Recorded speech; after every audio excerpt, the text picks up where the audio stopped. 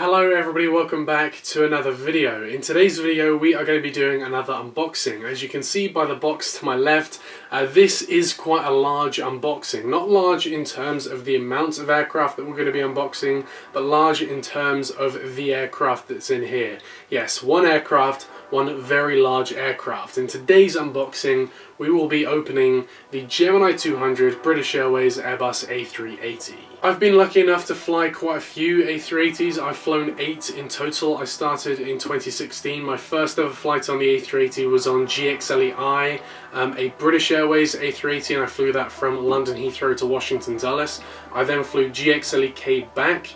Then in the winter of 2016, I then flew the Emirates A380. I flew 3 of those. I flew one from Gatwick to Dubai. I then flew a 777 from Dubai down to Adelaide. I then flew across to Auckland.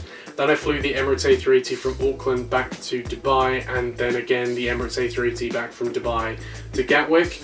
After that I then flew another British Airways A380 in 2017 from London Heathrow to Washington Dulles again.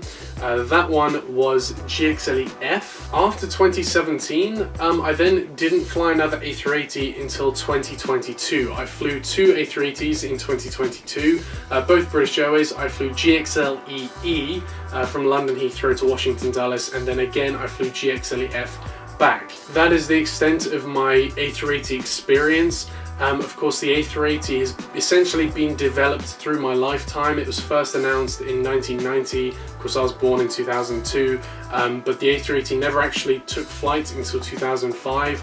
That's when it first took to the skies, and then of course it first went into operation with Singapore Airlines in 2007.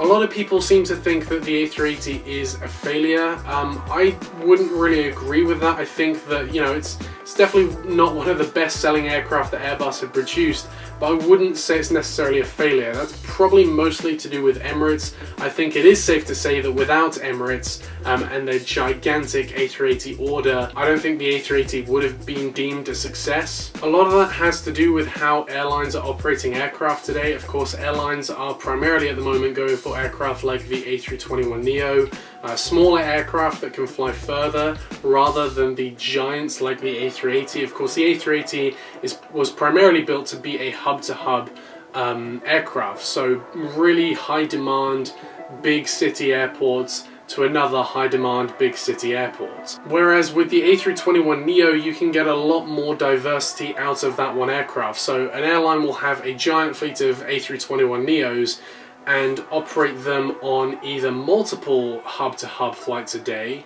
or just one or maybe a few times a week flights on smaller and less demanded routes. This can actually be seen with Aer Lingus. I know Aer Lingus have never operated the A380, but it's essentially the same sort of deal with their Dublin to Washington Dulles route. Aer Lingus started the Dublin to Washington Dulles route on the A330-300, which is, you know, it's not a giant aircraft, but it is a wide body aircraft, and they were operating that just a few times a week to Washington Dulles.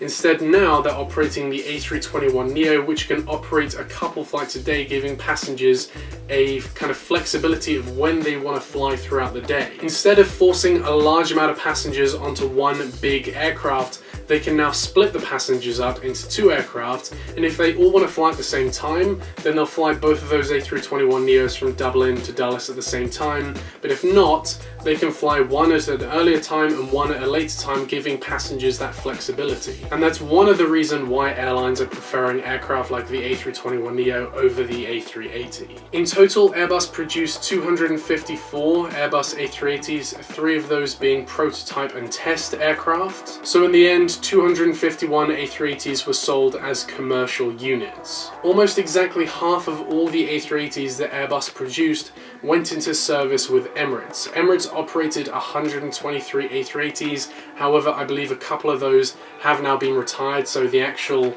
operational number at the moment is slightly lower than that. However, in total, Emirates have operated 123 A380s. The second largest operator of the A380 is Singapore with 24 A380s. You can see that giant jump from 123 A380s that Emirates have operated to just 24 that Singapore have operated. Then after that, Lufthansa have operated 14, British Airways operate 12, Qantas also operate 12, Air France, who have now retired their A380s, operated 10, Korean Air also operated 10, Etihad also operated 10, Qatar as well also operated 10, Malaysian, who have now retired their A380s, operated 6, Thai operated 6, Asiana operated 6, China Southern, who have also now retired their A380s, operated 5, and ANA, which are the newest customer of the A380, operate 3. Those were all the airlines that operated the A380, but there were actually quite a few airlines that initially ordered the A380 but then cancelled those orders later on. Virgin Atlantic were actually one of the first airlines to order the A380 all the way back in the year 2000. They ordered 6 of the A380s, however those orders were then cancelled in 2018. Kingfisher, which were an Indian airline, ordered 5 A380s in 2005, however the airline went bankrupt in 2013, meaning the orders were then cancelled. The next two airlines are actually pretty cool because not only were these going to be cargo operators of the A380, but these were going to be the only 2 US airlines to order the A380. And those 2 airlines are FedEx and UPS. FedEx ordered 10 A380s in 2001 and UPS ordered 10 in 2005. However, the freighter version of the A380, the plans for that fell through, so FedEx and UPS both cancelled their orders for those around the same time. Now we'll get onto this unboxing. As you can see, the box is giant, so I'm going to go ahead and get the actual box out of this cardboard box. And just like that, here we have the Gemini200 box of the British Airways A380. I do love the Gemini200 boxes. Of course, it's a lot more premium with the black and gold. I think this just looks a lot better than the regular 1-400 models that Gemini produce. Of course, the large wide-body boxes are a little bit less premium than the smaller 1-200 boxes. The smaller ones have a really nice cardboard, but this you can actually see it's corrugated under here. It's just a regular cheap cardboard on the wide bodies. I think that's for kind of like a structural integrity thing, but I'm not slacking Gemini Jets on that. They do what they got to do. At the end of the day, we're here for the model inside the box and not the box itself, but it is quite simply designed. It's still quite effective. We've got the artwork of the aircraft down here. We've got the Gemini200 logo and the British Airways logo up there as well. And so with that being said, we are going to undo this little tab here. We're going to open up the box and we're going to slide out the polystyrene. And here we go. Alright, and here we have the giant polystyrene cradle. We can take off the top, and inside here we have the giant, I know I'm saying giant a lot, but that's a very true fact when you're dealing with an A380. We have the giant model inside the cradle. As you can see here, we have some of the gear up pieces, so if you want to display it in a gear up position, these are the covers for the wheel wells on the underside of the model. We then in here also have some of the landing gear pieces, so these of course if you want to display it in a gear down position, you can put these on here and these fix on with magnets. Then as well as that, of course, we have the stand of the A380.